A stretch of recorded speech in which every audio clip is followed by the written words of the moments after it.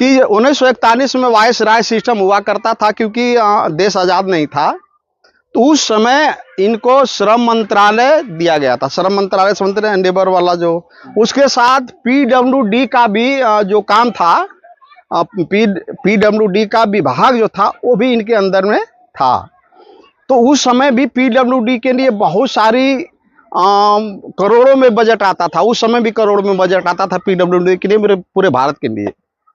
एक दिन की घटना है, एक दिल्ली का ठेकेदार, इनके पुत्र जसवंत, इनका एक ही पुत्र बचा था, आप लोग जानते ही होंगे, जसवंत। उनके पास अपने बेटे को भेजा, जो साथ में पढ़ते थे दोनों लोग, जसवंत और वो जो ठेकेदार था, दोनों लोग साथ में पढ़ते थे। तो कहे कि ऐसा करो कि जाओ तुमसे उनसे जसवंत से पटती है, थोड़ा जुगाड़ पानी लगा दो, ठेका मिल जाए हमें। जसवंत आते हैं बाबा साहब के पास और कहते हैं कि पापा, नहीं, और एक चीज़ और कहे थे कि थोड़ा उसमें 25 से 50% कमीशन दे सकते हैं हम लोग।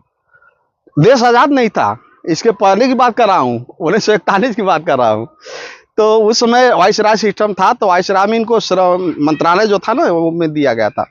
तो बाबा साहब बैठे थे, इसके बाद उनका वो जसवंत जी आते हैं और कहते हैं कि पापा ऐसी ऐसी बात है, कुछ कमाई हो जाएगी, ठीक ना।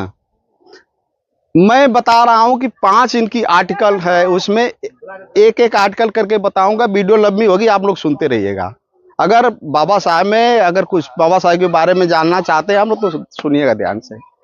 तो एक दिन क्या हुआ कि नहीं, जब आए बाबा साहब की लो, तो कहे कि पापा चाहे पिताजी जो भी कहे होंगे, कि उसमें तो नहीं लिखा है कि क्या कहे, सपोज दैट जो भी हो, तो कहे कि पापा ऐसा है कि वो जो फला जगह का जो टेंडर है, उसको एक फला व्यक्ति को दे दीजिए, उसमें 25 से 30% कमीशन दे दूंगा।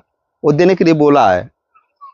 बाबा साहब इतना गुस्सा हो जाते हैं अपने लड़के पे कि पानी तक पीने नहीं देते हैं। कहते हैं कि पानी पीना, हमारे यहाँ पानी तो पीना नहीं, तुम वापस जाओ बॉम्बे, क्योंकि ये बाबा साहब दिल्ली में थे, परिवार बॉम्बे में रहती थी।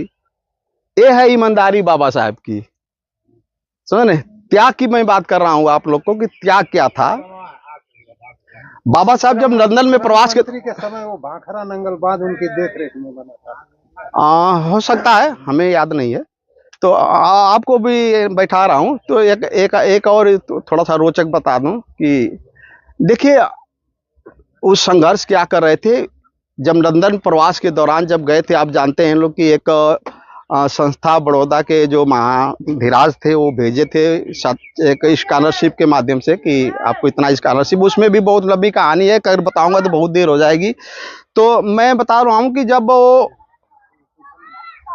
गए, वहाँ पे गए तो इतना पैसा नहीं उनके पास था कि वहाँ कैफेटेरिया वहाँ को कहते हैं, जैसे यहाँ कैंटीन कहते हैं ना, कैफेटेरिया वहाँ कहते हैं।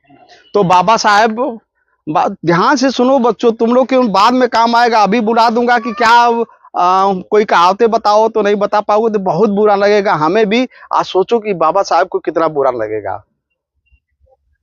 सोच लो आप कि बाबा साहब को कितना बुरा लगेगा कि आप लोगों के लिए, पूरे समाज के लिए कह रहा हूँ, ओबीसी, एससी, एसटी, चाहे जो भी हो, लेकिन खास करके आपको मैं बताना चाहता हूं कि आप इनके जिस आदर सत्कार के साथ आप लोग बैठाते हो, पूजा करते हो, तो एक प्रेरणा लेना चाहिए। पर माने कि हर साल कुछ न कुछ प्रेरणा आप लोग की मैं बैठाया हूं, तो बाबा साहब के कुछ विचार भी यहाँ लिखवाया करो। जो विचारे, जो उनका जो विचार है ना, यहाँ पे हमें लगता है कि यहाँ पे लिखवाना चाहिए। जो कथन है उनका जो कथन है, आप लोग को अगली साल अगर जिंदा रहूंगा तो मैं कोऑपरेट करूंगा। शंकरपुर में हालांकि बनवाया हूँ, लेकिन अभी वहाँ कुछ गड़बड़ के सिस्टम की वजह से गड़बड़ हो गया है। तो उनके विचारों को पूरा नीचे से ऊपर तक भले ही कुछ पैसा लगे, लिखवाना जरूर, क्योंकि उसको पढ़ोगे तो कुछ न कुछ समझ में आएगा। अगर फिलहाल आप हमारे यूट्यूब चैनल में जाकर वो उनके मैक्सिमम 90% विचार को मैंने कर दिया हूँ नोट, कुछ बचे हैं तो उसका वो मैं नोट कर रहा हूँ। तो मैं फिर बता दूं कि वो इनके साथ क्या क्या घटनाएं घटी थी, उसको मैं वर्णन कर रहा हूँ। तो क्या हुआ कि कैफेटेरिया में लंच करना था, लेकिन वो एक बिस्किट जो होता है ना, दिन को खाना नहीं खाते थे, सिर्फ एक बिस्किट लेकर वो अपने कैंटीन में ही, जो नहीं लाइब्रेरी में ही खाकर पानी उनी पीकर आ जाते थे। 17 से 18 घंटे तक वो पढ़ाई करते थे। इसके बाद जब वो इनको देखते हैं, अरे सर आइए आइए, जब इनको लाइब्रेरियन देखता है कि अरे, तो क्योंकि वहाँ अलाउ नहीं था खाना, लाइब्रेरी के अंदर खाना चाहे कुछ खाना अलाउ बिल्कुल नहीं था, क्योंकि व्यवस्था ठीक ठाक करनी थी। तो क्या हुआ कि लाइब्रेरियन आता है और कहता है कि बाबा साहब आप बहुत गलत किए हैं, इसमें खाना नहीं है, आप ऐसा गलती क्यों किए हैं? तो उन्होंने कहा कि भाई गलती तो मुझे हो ही गई है, लेकिन मेरी मजबूरी क्या है, थोड़ा तो सुन लो आप। कल की आप बता दीजिए। कहे कि देखिए हमारा समाज भारत में मेरा समाज इतना पीछे है, इतना पीछे है कि उनको आगे बढ़ाने के लिए मैं पढ़ रहा हूँ, यहाँ पर इतना मेहनत कर रहा हूँ और कुछ बिना खाए, ताकि मैं अब जाऊं तो अपने समाज के लिए, अपने देश के लिए कुछ काम कर सकूं। उसी दिन से वो लाइब्रेरियन इतना प्रभावित होता है, कहता है कि ऐसा सर ना कि आप खाने की टेंशन छोड़ दीजिए, आप मेरे साथ चलेंगे, मैं अपने से आपको खिलाऊंगा।